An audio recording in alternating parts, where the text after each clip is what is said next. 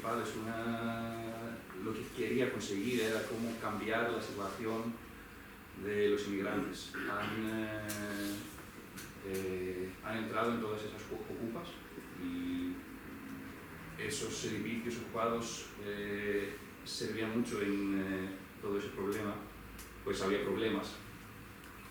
Claro, no es fácil organizar un sitio con muchas personas que pues, no hablan el idioma y todo eso, pero servían mucho. Y ahora en Exarquia, por ejemplo, en el barrio de Exarquia, yo soy de allí, yo he vivido toda mi vida allí y tenemos pues 10 edificios vacíos que no los van a hacer algo, pues son edificios públicos y estoy seguro que van a permanecer vacíos, no van a servir en algo, y allí vivían como más de 2.500 personas. Y ellos ahora están por la calle o en los campos o no sé, nadie sabe dónde. Pero vale, hablando de los problemas sanitarios, lo que hemos visto es que lo que podíamos ofrecer nosotros era no sé, dar direcciones, de ayudar a la gente a entender cómo funciona el sistema griego, porque eso no es fácil, tampoco por los griegos es fácil de entender, es una locura todo lo que pasa. Y ayudarles a tener una atención primaria, que eso no existe. Eso, pues, era posible ver a gente que no podía ni conseguir una tableta de paracetamol. No, pues venía gente que tenía una infección de VIH y un SIDA progresado, que debería tener como muchos medicamentos, hasta situaciones muy sencillas, no sé, con dolor de cabeza o cualquier cosa, y no sabían qué hacer. Y eso creo que es la situación ahora, que la gente no sabe, no le sabe qué va a pasar la mañana siguiente, no sabe si le van a detener de la policía y llevar a un campo, o si le van a echar del lugar donde vive, o si va a ocurrir algún milagro y tener los papeles necesarios para seguir su viaje a otro sitio de Europa. Nadie lo sabe, nadie tiene su vida organizada, nadie puede hacer una organización de su vida, porque esas personas viven de día a día, quieren sobrevivir el próximo día y ver qué pasa. No pueden hacer planes de su futuro. Eso sigue así, eso es el problema, pero como decía en el vídeo, que ha dejado de ser noticia. También en Grecia, hace 5 años, cuando empezó todo eso, el verano de 2015, llevamos como un año que eso era la primera noticia cada día y lo podíamos escuchar todo el tiempo, pero ahora si no trabajas con inmigrantes, si no trabajas con refugiados, si no haces algo que pues entras en contacto con ellos, pues yo conozco a muchas personas en Atenas que creen que la situación ahora está bien, que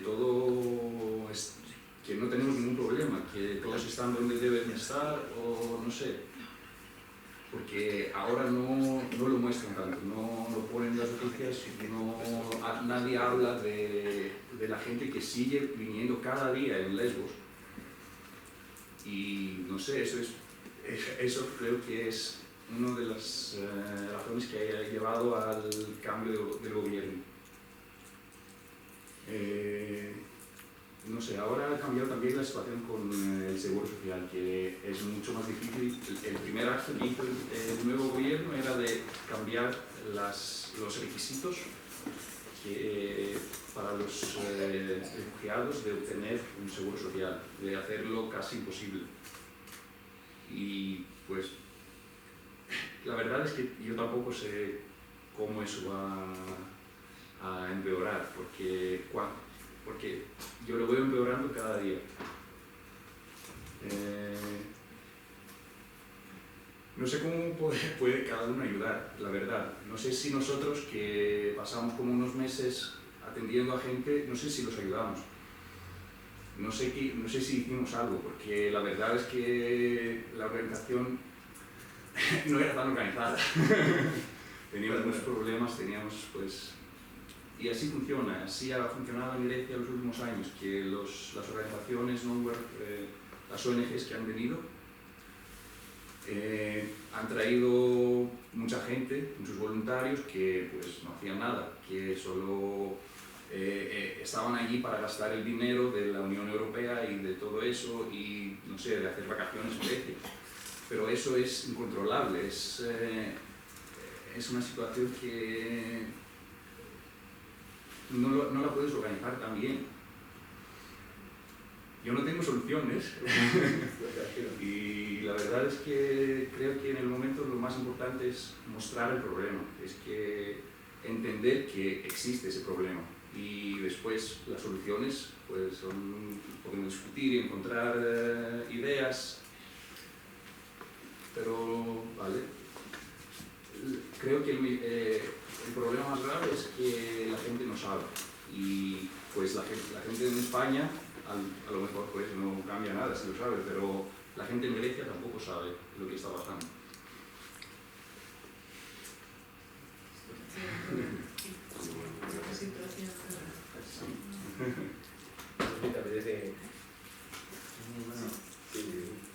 Bueno, voy a intentar ser, porque supongo que estaremos todos bastante cansados. Yo he estado 3 años viviendo en Grecia, en Atenas, trabajando con solicitantes de asilo. También aprovecho para hacer un poco de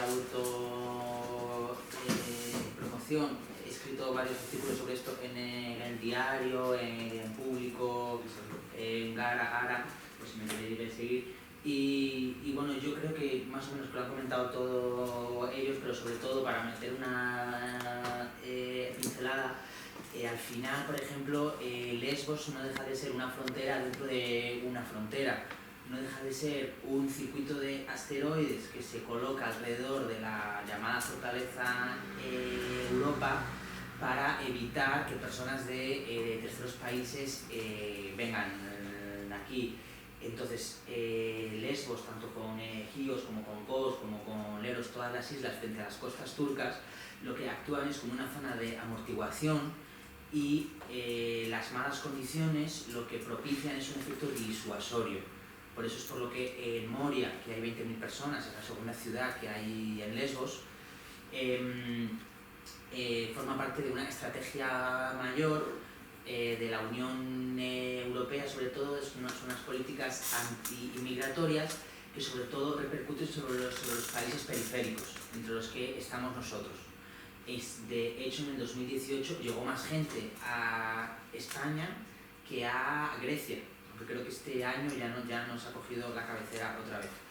Y más que nada, si lo miramos un poco más hacia allá, de puertas para adentro lo que se hace es un efecto disuasorio, y de puertas para afuera lo que se hace es lo que llamamos la externalización de las fronteras, en las que por una parte pagamos, o con el juego geopolítico negociamos con los países vecinos, en nuestro caso Marruecos, en el caso italiano libio, y en el caso griego, por ejemplo, Turquía, una serie de dádivas o de dinero o de ayuda o de apoyo a cambio de que tú cierras la frontera, ¿no? Esto aquí lo conocemos todos, yo creo, y todas. Esto, el juego perverso que supone, es que al final estás en manos de abrir la frontera o no. Por ejemplo, ahora Turquía, cuando recientemente, hace unos meses, invadió el norte de Siria, lo que es Rojava, la zona kurda, claro, cuando Europa se ha quejado, ha dicho, cuidado porque a lo mejor te lo cambio por otra, porque no nos olvidemos tampoco de que en Grecia, por ejemplo, ahora mismo viven 70.000 solicitantes de asilo en una población de 11 millones. En Turquía viven 2,5 millones. En el Líbano son el 25%.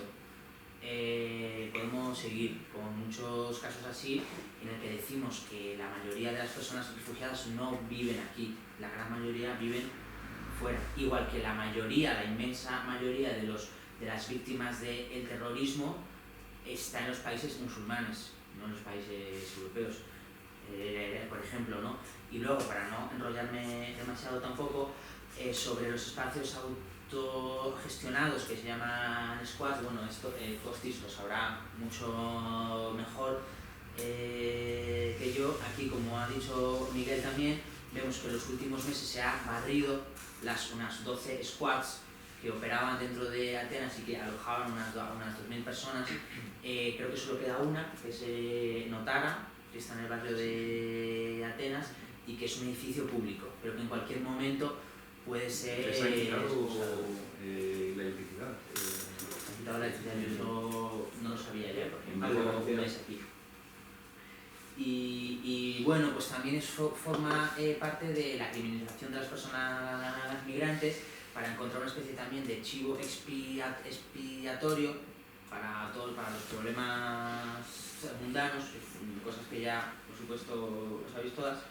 Y por último, para decir, si alguien está interesado en ir ahí y no sé qué, yo, para empezar, no es lo mismo que cuando surge todo esto en el 2015, que hay una emergencia humanitaria en la que la gente llega a las playas en montón. Por Lesbos en el 2015 pasa 1 millón de personas en una isla en la que viven 60.000.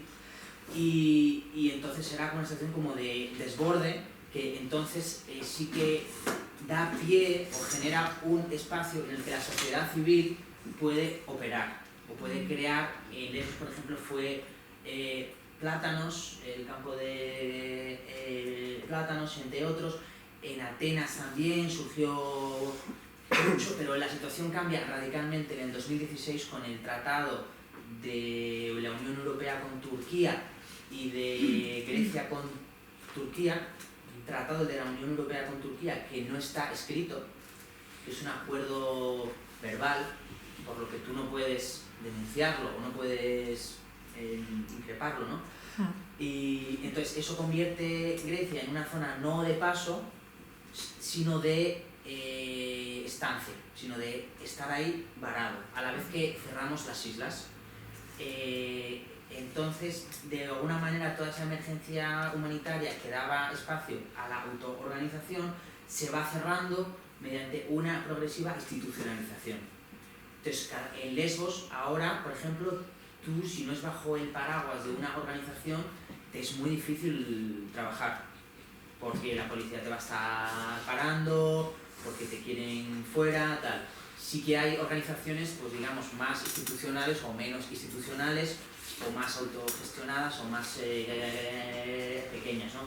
Yo creo que lo fundamental para ir es, de alguna manera, lo primero, preguntarte tú por qué quieres ir, luego informarte también un poco. Yo me he encontrado con muchos voluntarios que han venido a Grecia a ayudar a personas refugiadas y que no saben qué es Lesbos, por ejemplo. Entonces es como, joder, pues tanto no te interesaba el tema, ¿no?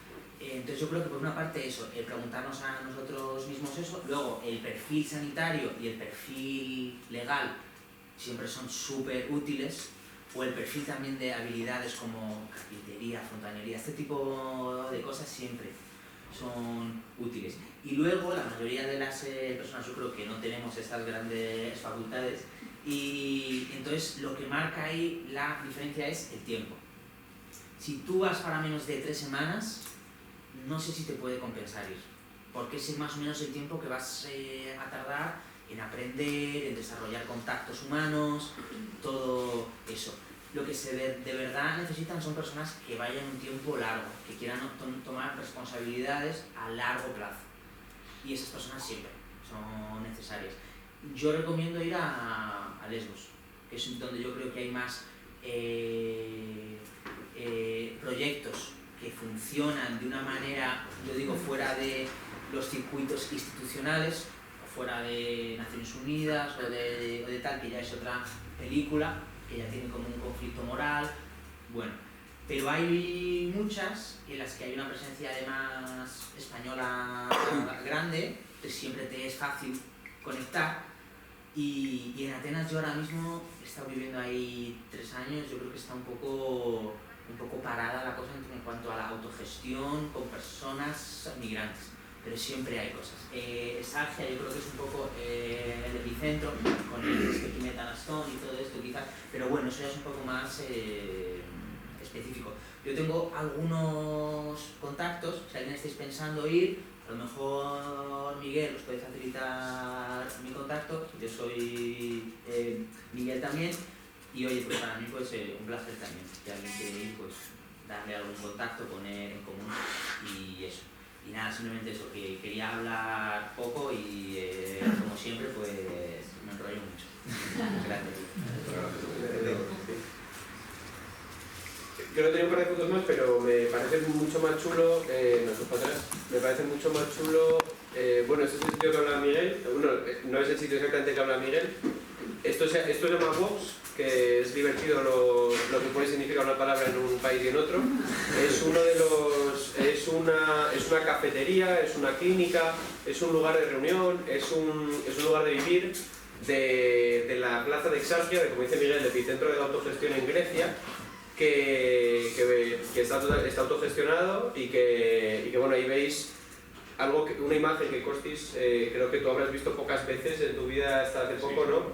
En Exarchia. La policía no pasa por la plaza de Exarchia, pero en el momento tenemos policía en cada esquina. Claro, y que esto ha cambiado hace poco. Sí, y se lo pone mucho más difícil ya no al griego o al europeo, que obviamente está siempre documentado, pero al que para ellos Exarchia y este lugar era un sitio donde podía tomarse un café o ir al médico. Por ejemplo, aquí hacían electrocardiogramas sin pedir absolutamente nada, y era el único sitio de Atenas probablemente donde pudieras hacerte un electro en menos de 1 hora, y eso ya no es tan fácil para una persona migrante, el pasear por ahí tranquilamente sin que te vayan a pedir tu solicitud de asilo y puedas acabar en un CIE, que es una realidad cada vez más grande. Y ya, yo creo que ya lo voy a dejar. Esto es simplemente una escena cotidiana de la autogestión, en este caso de salud. Estamos aquí. ¿Tú estás? Sí, sí. Sí, es verdad. De hecho, no estás hablando. De personas reunidas poniendo en común qué recursos sanitarios conocemos de la ciudad de Atenas para ponerlos en un documento y compartirlo y que sirva de más utilidad. Así es como, bueno, yo creo que así es una de las pocas formas de combatir y de resistir. Y como estar aquí. La idea también de esto era que después de contaros este rollo gigantesco y dejaros, no sé si muy tocados y muy aplatanaos, que no digo que preguntéis, si queréis preguntar, pero también que se apetece hablar de vuestras experiencias, si vosotros conocéis la situación de Grecia o si os apetece hablar de España. Hay personas que trabajáis con personas migrantes en España, en el tema de la salud o en otros temas, y hacer una reflexión o lo que queráis, darle a hablar o preguntar o lo que sea. Yo me salgo de...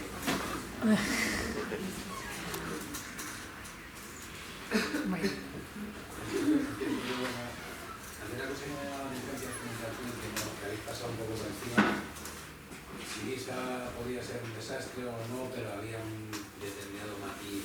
O sea, el cambio de gobierno realmente es demoledor para este tema, ¿no? Sí, es verdad.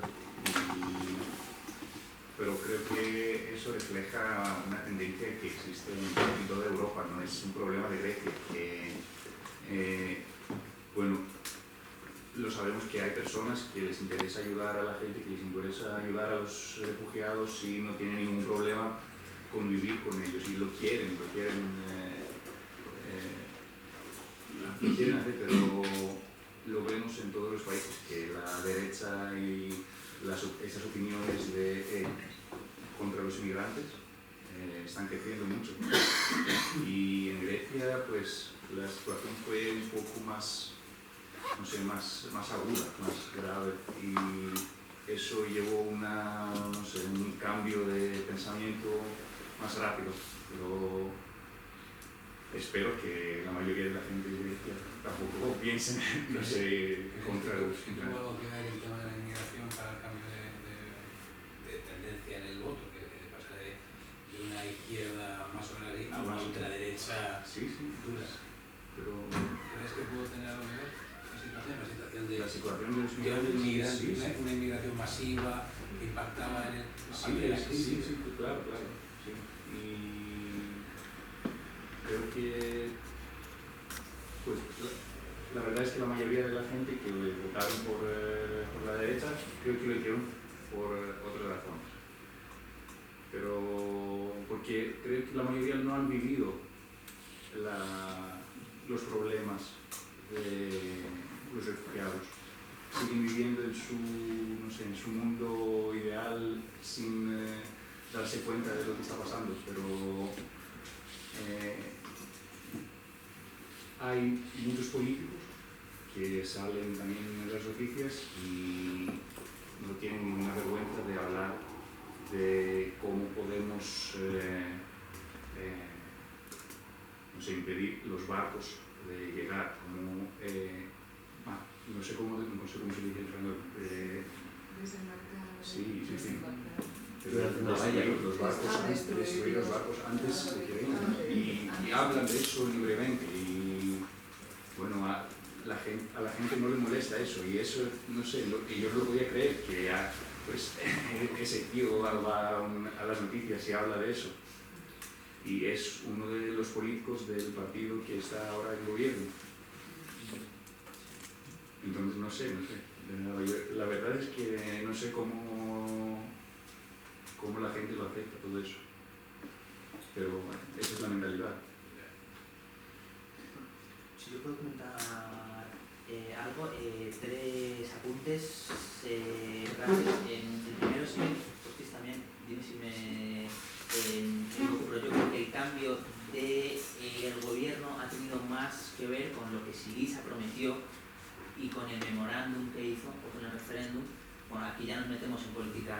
Para mí tenía que ver más con la situación con Macedonia, pero bueno, la situación con Macedonia, por el nombre y todo esto. Y luego también para mí lo que demuestra, aunque nos vayamos un poco, es que al final la voluntad general